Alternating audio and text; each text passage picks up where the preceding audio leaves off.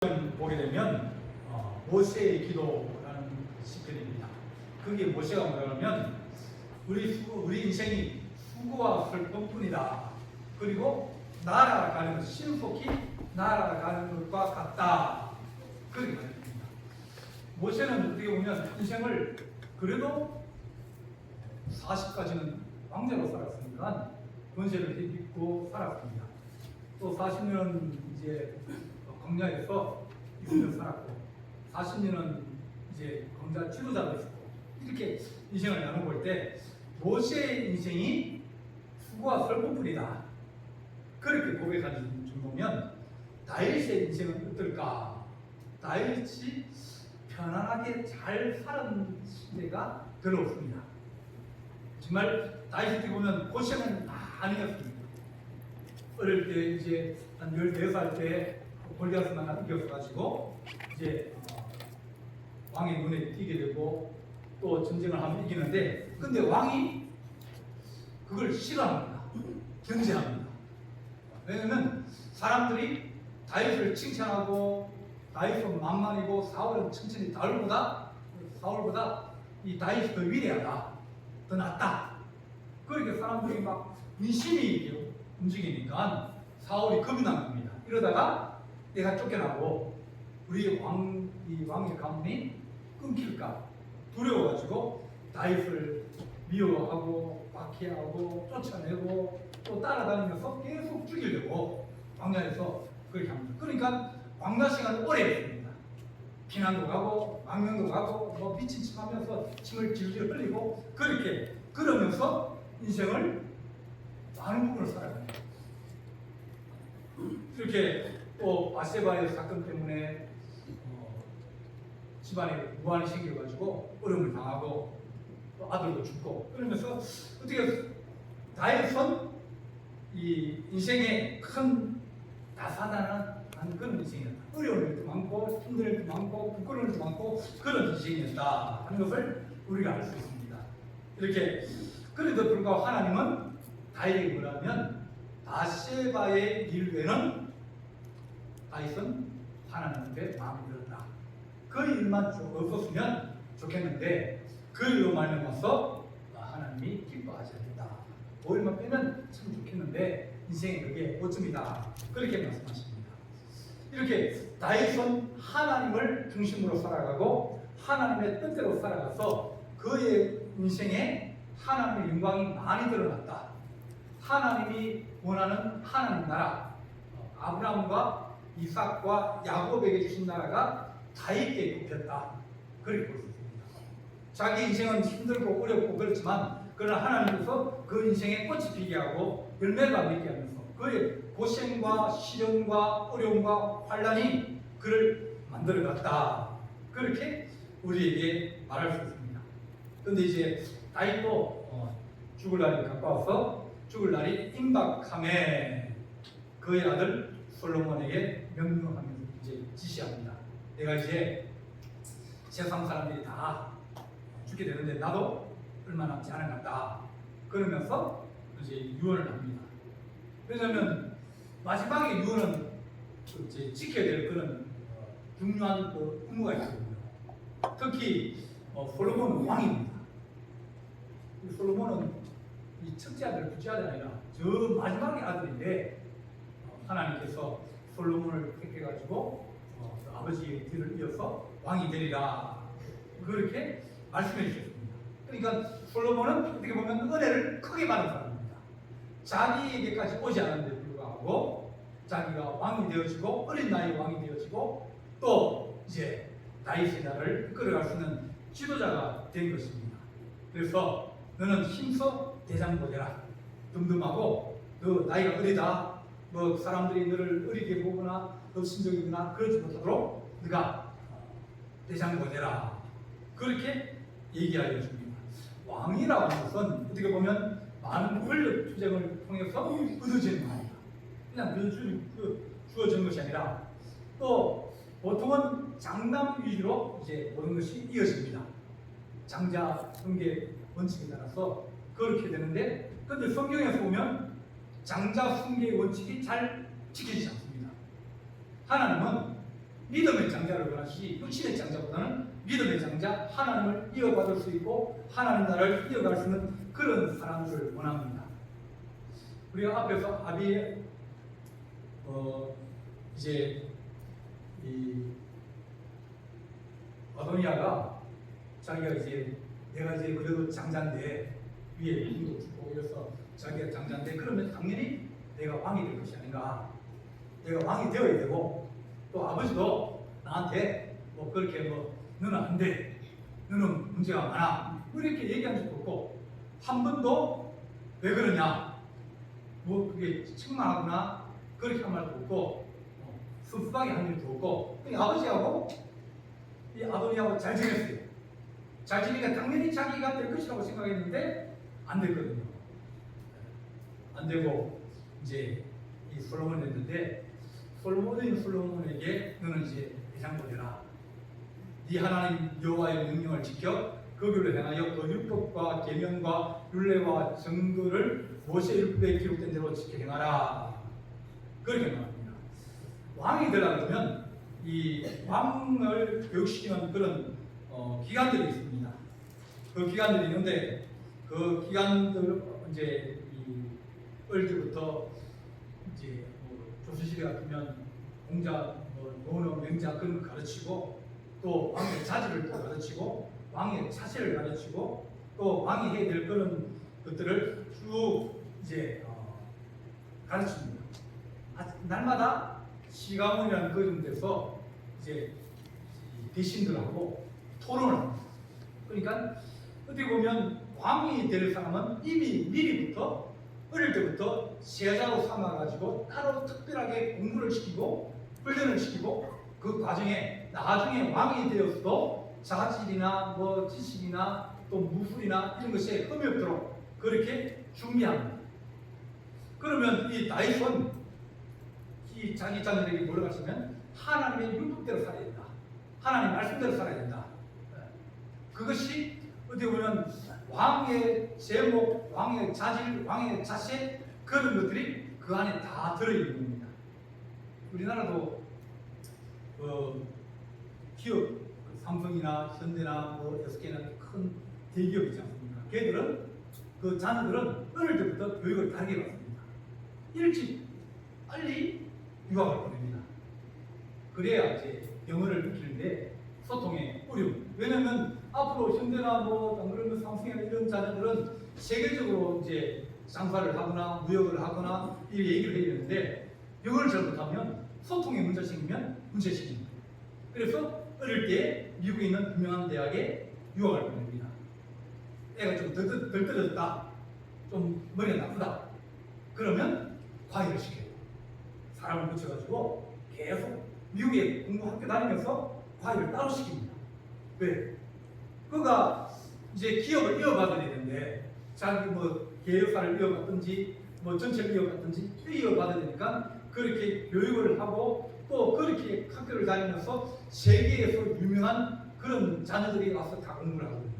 인맥을 신구로 삼아가지고 이제 그 영역을 넓혀가는 겁니다. 이렇게 학문을 배우기도 하고 전공을 통해서 지식을 넓히기도 하고 인맥을 쌓기도 하고 의학적인 그런 면에서나 또 세계적인 경영을 볼 수 있는 그런 안목이나 그런 것들을 오랫동안 교육을 시킵니다. 그러니까 걔들은 이 특별한 교육을 받아가지고 뭐 부계자가 된다 그럴 때는 이미 그 조건들이 그 회사 안에서 인정받고 또 미리 와가지고 밑에부터 이제 경험하면서 이제 성장하면서 그 회사를 물려받게 되어지는 겁니다. 다윗도 여러 아들이 축이 있습니다. 아들이 축인데 그 아들들에게 하나님 말씀대로 너희가 살아가고 하나님 뜻대로 살아가야 된다 그렇게 늘 가르치는데 근데 자기 마음에 들은 사람이 있어요. 특별하게 들은 사람이 있습니다. 쟤는 보니까 이 왕의 자리를 이어받아도 나라가 힘들어지거나 어려워지거나 그러지 않겠다. 그렇게 그런 자녀에게 나라를 물려주면 좋은데 만약 그렇지 않으면 나라가 힘들어집니다. 솔로몬도 아들이 몇 명이 있겠습니까? 솔로몬 아들이 많아요. 부인도 많고요. 왜? 왜냐면 워낙 저기 이제 큰 왕이 있는 겁니다. 그런데 르호보암이 왕이 됩니다. 그가 만약 백성을 사랑하는 마음, 또 이 어려운 사람을 사랑하는 마음, 그럼 나를 어떡하지 하나가 되게 했다는 그런 마음들을 가지고 아버지에게 그런 마음을 배우다 그러면 좋은데, 근데 아버지는 뭘 배우냐면 야망을 배웠어요. 더 큰 나라, 더 큰 제국, 그걸 내가 아버지보다 더 잘해야지. 그런 마음을, 그러니까 왕으로 자질에 중에서 한 분이 부족하게 됐어요. 많이 부족하게 됐어요. 이제 그 이스라엘의 어른들이 쳐다보고 얘기합니다. 왕이 우리가 당신 아버지 불러올 때 고생을 너무 많이 했습니다. 너무 힘들었습니다. 세금도 많이 내고 교육도 많이 하고 힘들었는데 조금 천천히 좀 갔으면 좋겠습니다. 그러면 우리가 왕을 잘 따르고 또 왕을 우리가 존경하고 왕을 위해서 우리가 이 나라를 위해서 일하겠습니다. 그랬는데 이 자기 친구를 부르고 젊은 애를 불러가지고, 야, 어른들이 오셔서 좀 천천히 가자. 좀 이제 노동이나 세금도 좀 감해주고 그렇게 하자. 그런데 너네 생각은 어떠냐? 그러니까 아니야. 사람들은 그냥 놔두면 안 돼. 더 어렵게 하고 더 힘들게 해가지고 그래야 네가 큰 나라를 만들 수 있지. 그렇게 충고를 해줍니다. 그러다가 나라가 쪼개져 버려요. 왕의 어떤 제목 그런 것들은 어떻게 보면 하나님을 사랑하고 백성을 사랑하는 그 마음이 있었는데, 야망이 더 앞서다 보면 잘못하면 환란과 어려움과 역경이 그 나라에 임하게 되십니다. 이 왕국 시대, 열왕기, 역대기 다 왕국 시대거든요. 거기 왕들을 보면 전부 다가 왕위를 이어받고 난 다음에 내가 좋은 왕이 되어야지. 그것이 어디 있으면 다 욕심이 있어. 내가 열심히 해야지. 내가 더 열심히 하고 힘을 더 길러야지. 그런데 그럴 때마다 위기가 오고 어려움이 나옵니다. 다이슨 말하면 하나님 말씀대로 사는 것이 내가 스스로 힘을 가지고 능력을 키우는 것보다 훨씬 더 낫다. 내가 가진 것이 만약 20이나 30을 가졌다면, 어떤 저희 김현철 교수라고 하는 분이 인간은 이제 태어날 때부터 운이 있다 그렇게 얘기했습니다. 그분이 원래는 연세대학교 의과대학을 졸업해가지고 의사인데, 의사 되어서 가만히 보니까 돈 있는 사람은 적게 하고 돈이 없는 사람이 많이 하는 거예요. 대체적으로 물론 돈 있는 사람 바쁩니다. 근데 그 사람들은 일찍 병을 발견해가지고 일찍 치료하는 거예요. 돈이 없는 사람은 나중에 늦게 이제 병을 키워가지고 보니까 못 낫는 거예요. 이게 빈부의 격차가 질병의 격차도 되어지는구나. 그걸 깨닫고 전공을 바꾸었어요. 미국 가서 공부하면서 전공을 바꿨는데, 그분이 한 얘기가 뭐냐면, 내가 어디에 태어나느냐, 어떤 나라에 태어나느냐, 그것이 50%의 인생을 결정한다. 만약 여러분들이 대한민국 안 태어나고 북한에 태어났으면 지금 뭐하고 있겠습니까? 북한에 태어났으면 여러분 하루 세끼 밥 먹기 힘들어요. 북한에 태어났으면 겨울에 얼마나 춥겠습니까? 난방이 잘 안 되죠? 그런데다가 집도 후술하죠? 북한은 남한보다 더 춥지 않습니까? 겨울 되면 북한은 겨울이 더 깁니다. 그 긴 겨울에 난방이 잘 안 되는데, 집이 허술한데, 얼먹기도 허술한데, 그 생활이 얼마나 고통스럽고 힘들겠습니까? 여러분은 그냥 앉아서 50%를 얻은 거예요. 그렇지 않습니까? 여러분이 시베리아에 태어났다 그래요. 더욱 힘듭니다.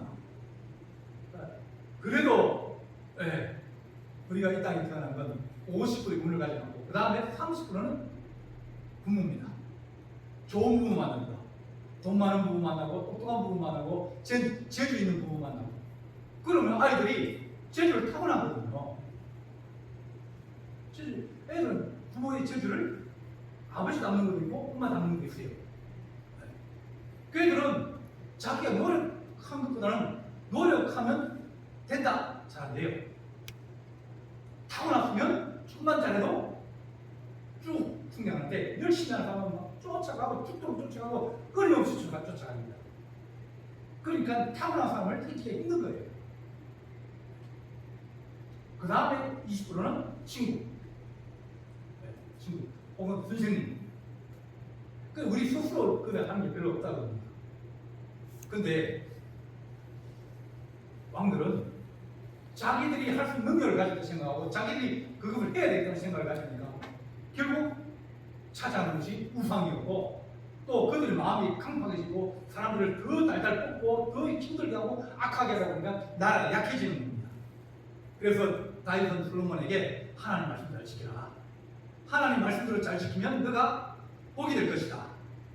여호와께서 내 입에 대하여 말씀하시기를 만일 네 자손이 그들의 길을 삼가 마음을 다하고 성품을 다하고 진실이 내 앞에 행하면 이스라엘 왕위에 오를 사람이 네게서 끊어지지 아니하리라 하신 말씀을 확실하게 이루라 하심이라. 네가 좋은 왕이 되고 좋은 사람이 되고 그런 건 하나님의 은혜에 있다. 우리는 나라가 좋으면 혹은 우리가 부모님이 좋으면 그렇게 되지만 우리 하나님은 우리에게 내가 그들보다 능력이 더 많고 내가 그들보다 더 강하다. 그러니 너가 가진 것이 10이 되고 20이 되고 그럴지라도 내가 너에게 도와주면 너희가 더 큰 하나님의 은혜와 은총을 누릴 수 있다. 그렇게 말씀하십니다.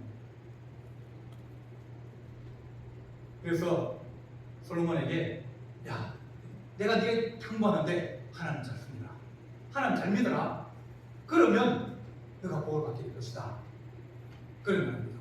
5절 보겠습니다. 5절 보면 서로의 아들 요압이 내게 행한 일 곧 이스라엘 군대의 두 사령관의 아들 아브넬과 예델의 아들 아마샤에게 행한 일을 네가 알거니와 그가 그들을 죽여 태평시대에 전쟁의 피를 흘리고 전쟁의 피를 자기 허리에 띤 띠와 발에 신은 신에 묻혔다. 그러니까 요압은 이 다윗의 장군입니다. 다윗을 위해서 싸운 사람입니다. 그런데 자기를 위해서 싸운 장군이고 자기 오른팔 같은 장군이지만 그러나 때로는 자기 마음대로 행하는 것입니다. 압살롬을 요압이 죽이고 자기 아들 죽이지 말라고 얘기했거든요. 그럼 잡아오라고. 근데 압살롬이 나무까지 걸려서 떨어질 때 요압이 죽이라고 했어요. 왜냐하면 자기 주인을, 자기 임금을 반대하고 또 어려움을 느끼기 때문에 이제 아들을 압살롬을 살려줬어요. 이렇게 하나님께서 요압은 내게 좋은 왕이지만 그러나 늘 그는 반대하는 사람이었다. 그리고 내가 하지 말라고 우습지 말라고 했는데 오늘 이건 이 아브넬과 마하샤도 자기 우습함으로 죽였거든요. 그러니까 자기 말에 순종하는 사람이라 이 사람은 자기 생각에 따라서 움직이는 사람이니까 그러니까 네 지혜대로 행하여 그들을 백발이 평안히 수월에 내려가지 못하게 하라. 다름하면 너가 어린데 미리 그를 제거하지 않으면 그가 너를 조종하게 되어지고 너를 이기게 될 것이다. 그는 악한 마음을 가지고 있는 사람이다. 그냥 내버려두지 마라. 그렇게 말합니다. 그리고 7절에는 마땅히 길앗 실레의 아들들에게 은총을 베풀어 그들이 내 상에서 묻는 자 중에 참여하게 하라. 자기 아들에게 쫓겨서 도망을 갈 때, 그럴 때 이제 요단강을 건너갔는데 동쪽으로 갔죠. 아무 도와주는 사람이 없는데 이 바르실레가 자기 집 종들과 함께 음식 뭐 이런 걸 가지고 피난 가는 왕에게 와서 그 왕과 그 다른 사람들에게 먹을 것을 공급해 줬어요. 잘못하면 그가 혹시 그렇게 도와주다가 다윗이 무너지면 자기는 죽습니다. 왜냐하면 적을 도와줬거든요. 그럼에 불구하고 다윗을 공개하고 다윗이 그곳에 머물 동안 음식이나 의복이나 모든 것을 도와주고 그렇게 해서 나중에 이제 끝나고 돌아갈 때 얘기합니다. 당신 나하고 같이 가자. 내가 당신에게 받은 은혜를 갚아야 되겠다. 그렇게 얘기를 했습니다. 그러니까 이 바르시는 분은 나이가 많은데 내가 그 예루살렘까지 가서 내가 왕과 같이 지내봐서 얼마나 같이 지낼 수 있겠습니까? 됐습니다. 그냥 내가 왕을 잘 섬길 수 있는 기회를 가진 것만 해도 내게 복이 됩니다. 그렇게 얘기했더니 아니라 같이 하자. 그러니까 이제 그 바르시르가 그럼 내 아들이 길하면 있습니다. 내 아들을 데려가서 왕이 좀 잘 좀 돌봐주십시오. 쓸 데 있으면 쓰시고 그 잘 돌봐주십시오. 정 그러시면 그렇게 해달라고 그렇게 부탁을 했습니다. 그래, 내가 너의 은혜를 생각하고 내가 그렇게 하마. 다윗은 은혜 받은 것은 절대 잊지 마라. 이것이 다윗의 생활에 중요한 것이었습니다. 은혜를 베푼 자, 자기를 도와준 자, 그런 사람들에게 항상 끝까지 은혜를 갖고 기회가 되면 그들을 도와주고 그렇게 하였습니다. 이렇게 너도 나는 이미 가지만 너도 그 아들을 돌봐주고 네 상에서 같이 밥을 먹여라. 왕은 이제 이런 대신들이나 중요한 사람들을 아침을 같이 이제 먹으면서 회의를 하기도 하고 그럽니다. 그럴 때 그 사람도 청해가지고 네가 은혜를 갚아라. 그렇게 말합니다. 또 8절에 보면 바오림 베냐민 사람 게라의 아들 시므이가 그와 함께 있나니 그는 내가 마하나임으로 갈 때에 악독한 말로 나를 저주하였느니라. 그러나 그가 요단에 내려와서 나를 영접함으로 내가 여호와를 두고 명시하여 이르기를 내가 칼로 너를 죽이지 아니하리라 하였노라. 시므이는 갈 때는 막 돌을 치고 던지고, 왜냐면 왕이 이제는 볼품없이 쫓겨가고 도망을 가고 있거든요. 그러니까 저주받으라고 막 욕을 하고 막 그렇게 이제 했습니다. 그래도 참았어요. 왜? 이렇게 하면 하나님이 나를 다치시고 나를 이렇게 어려움 당했는데 지가 무슨 죄가 있겠느냐? 하나님이 나의 죄악 때문에 치셨는데 그런 생각하고 지나갔어요. 지나갔다가 다시 이제 복귀할 때 그때는 형편이 달라진 거예요. 다시 이제 왕으로 세워지고 이제 다시 복귀를 하게 되니까 시므이가 와가지고 왕이요, 전에 내가 하던 말을 다 잊어버리시고 이제는 내가 왕에게 잘 내가 숨기고 이제 이렇게 선물도 가져와도 내가 이렇게 했습니다. 그러니까 갈 때는 욕을 했는데 다시 올 때는 보니까 왕이 갈 때는 도망쳐야 되는데 돌아올 때 보니까 왕이거든요. 그래서 이게 마음이 갈 때하고 올 때하고 마음이 바뀐 거예요. 그럼에도 불구하고 다윗은 내가 너를 죽이지 아니하리라. 그렇게 얘기합니다. 그러니까 너를 살려주겠다. 근데 뭐라고 그랬습니까? 내가 너를 죽이지 아니하리라. 근데 누가 죽여요? 나는 안 죽이는데, 그러나, 무지 보면 그러나 그를 무지한 자로 여기지 마라. 솔로몬 너는 그를 무지한 자로 여기지 마라. 너는 지혜 있는 사람이니 그에게 행할 일을 알지니 그의 백발이 피 가운데 소홀에 내려가게 하라. 네가 잘 처리해라. 네가 그를 처리해라. 그러니까 다윗은 어떻게 하든지 너의 치세에 도움이 되지 않거나 악한 마음을 가지고 있거나 두 마음을 가진 사람들을 그걸 제거하면서 어린 왕이 왕권을 잘 가져갈 수 있도록 준비를 하게 됩니다. 안 그러면 얘기하기 힘들거든요. 어린 왕이 됐는데 밑에서 막 흔들고 또 나이 많은 사람이 와가지고 막 뭐라 그러면 어떤 일을 아무 일을 할 수 있습니다. 그런데 다윗이 아들에게 너는 이것은 은혜는 은혜대로 갖고 하나님 말씀을 살아가고 또 내게 악한 일을 행했거나 또 다른 마음을 가지고 품고 있는 두 마음을 품고 있는 그런 사람에 대해서는 너가 정확하게 지혜롭게 해결해야 이 왕권이 세워지게 될 것이고 이스라엘이 방식이 세워지리라. 이것이 다윗의 유언입니다. 하나님 우리 인생을 살아가면서 우리 자녀에게 늘 해야 되는 말들이 있습니다. 하나님 잘 섬겨라. 교회 옮기지 마라. 우리 아들도 보니까 교회를 이제 다니는데 교회 조금 문제가 생겼어요. 그러니까 이제 자기가 좋아하는 사람들이 교회를 좀 이제 옮기고 그러는 겁니다. 그러니까 자기가 좋아하고 같이 뭐 이렇게 하는 사람 옮기니까 이제 자기도 마음이 좀 그런 이제 근데 야 절대 그걸 하지 마라. 끝까지 교회 지켜야 된다.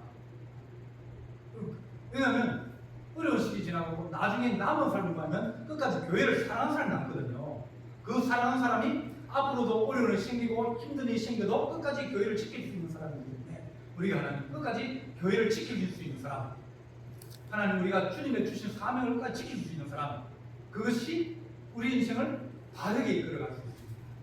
그래서 하나님 우리가 우리 자녀들에게나 우리 가족들에게 하나님 좋은 말로 하나님 우리가 그들을 권면하고 또 선한 길로 인도할 수 있는 지혜로운 하나님 백성이 되기를 간절히 바랍니다. 기도하시겠습니다.